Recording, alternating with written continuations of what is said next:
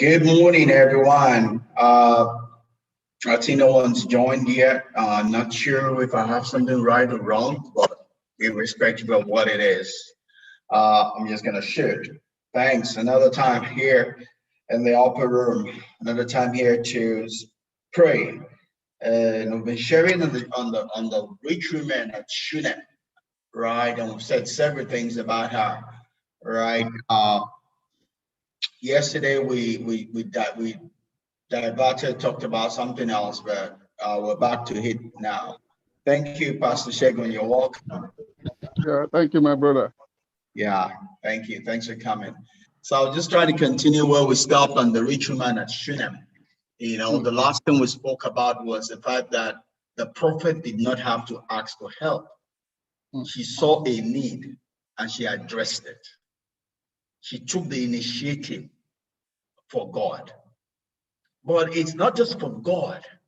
I mean, a lot of religious people will do things for God, right? We have a lot of women that will respect the pastor more than their husband, right? When they're in church, they are, hey, pastor, what do you want? Hey, prophet, what do you want? Hey, oh, pastor's food, pastor's food. Oh, it's pastor's chair. Oh, it's pastor's this. But the true test of their Christianity is not what they do in church. It's what they do at home.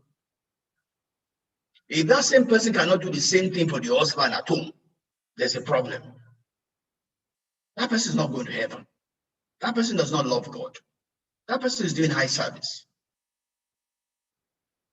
Right? So, the Shunammite woman was not just about, oh, it's a prophet, but she saw a need. She saw a need. Yes, it was a need of a prophet, but I can tell that she was not just doing for the prophet, because she did not necessarily was looking for something from the prophet. She just did it out of a good heart. She saw a need and she addressed it. Her heart was such that she had what it took to meet the need, did not wait for the prophet to ask, or some special circumstance where she'll be announced to the whole world. Oh, rich woman in Shunem is doing something for Prophet Elisha. Everybody see what the rich woman in Shunem is doing for the Prophet Elisha. No, all she needed to do was her husband's concurrence, and she met the need. Also, we saw that she was not someone who was out of order, right? Or maybe let me not jump into that. We'll probably take that next time. Let's rest on this one. She saw a need, she addressed it. And that's a heart God blesses. We see an example in Abraham also. Abraham saw three men. In one sense, we can say that he knew it was a spiritual occurrence. In another sense, we can say he did not know, because nothing in the Bible tells us that Abraham saw God.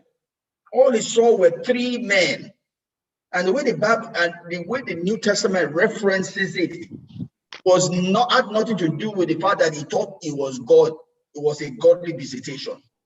He just saw a need. Because the Bible begins to compare Abraham to us when it talks about hospitality. So if Abraham was meeting the need of those three men because it was God, then there cannot be any reference to it. Pastor Shegun, am I missing something? Do you see what I'm not really? Let's see. Yeah, he saw a need. He saw three men and he addressed the need.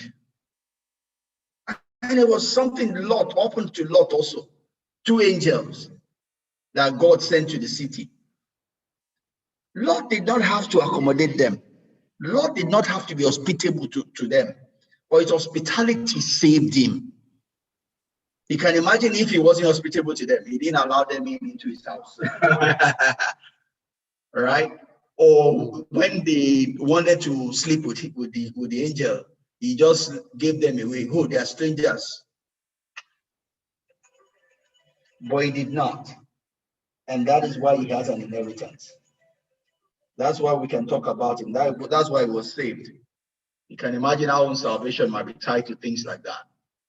Right?